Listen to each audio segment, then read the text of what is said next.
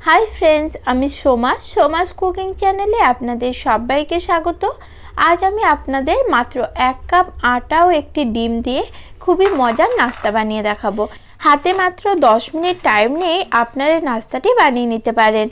नास्ताटी जेमन खास्ता और मुचमुचे तैरी होबे तेमन खेतेओ होबे खूबई टेस्टी। आपनारा बाच्चादेर टिफिनेओ एटा बानिये दिते पारेन বা বাড়িতে হঠাৎ করে কোনো গেস্ট চলে এলে সঙ্গে সঙ্গে এটা তৈরি করে স্ন্যাক্স হিসেবে আপনারা সার্ভ করতে পারেন। চলুন তাহলে এখন এই রেসিপিটি দেখে নিন। ভিডিওটি ভালো লাগলে লাইক ও শেয়ার করার অনুরোধ রইল। নাস্তাটি বানিয়ে নেওয়ার জন্য প্রথমে একটা মিক্সিং বোলের মধ্যে আমি নিয়ে নিলাম 1 কাপ আটা। আটার মধ্যে দিয়ে দিলাম একটা ফাটিয়ে রাখা ডিম, তারপর দিয়ে দিচ্ছি স্বাদ অনুযায়ী নুন আর দিয়ে দিচ্ছি 1 চিমটি বেকিং পাউডার। এরপর দিয়ে দিচ্ছি 2 টেবিল চামচ চিনির গুঁড়ো। আমি গোটা চিনিটা মিক্সিতে গুঁড়ো করে নিয়েছি, আপনারা শিলে বা পাটায়ও গুঁড়ো করে নিতে পারেন। এরপর সবকিছু একসঙ্গে খুব ভালোভাবে মিক্স করে নেব।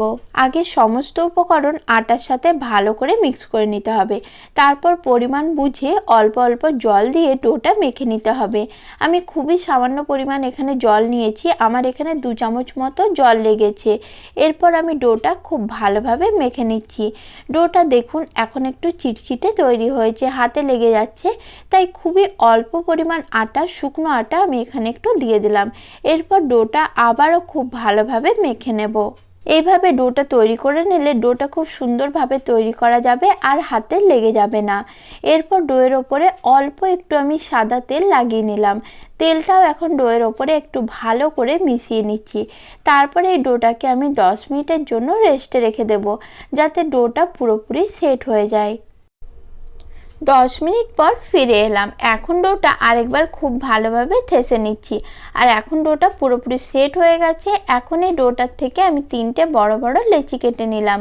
তার মধ্যে একটা লেচি আমি গোল করে নিয়ে চাকি বেলার উপর নিয়ে নিয়েছি আর অল্প একটু শুকনো আটা ছড়িয়ে এটাকে আমি গোল করে বেলে নিচ্ছি।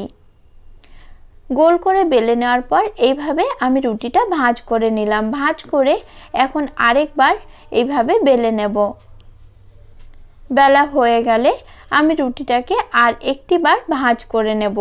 তবে আপনারা চাইলে ভাঁজ না করে প্রথমবার রুটি বেলেও কিন্তু নাস্তাগুলো বানিয়ে নিতে পারেন। হাতে সময় কম থাকলে রুটিটা এতবার ভাঁজ করে বেলার প্রয়োজন নেই, তবে ভাঁজ করে বেললে নাস্তার মধ্যে একটা সুন্দর লেয়ারের তৈরি হয়। রুটিটা এখন আমি যতটা সম্ভব বড় করে বেলে নিচ্ছি, খুব মোটা করে বেলার প্রয়োজন নেই, নর্মাল একটু মোটা করে বেললেই হবে।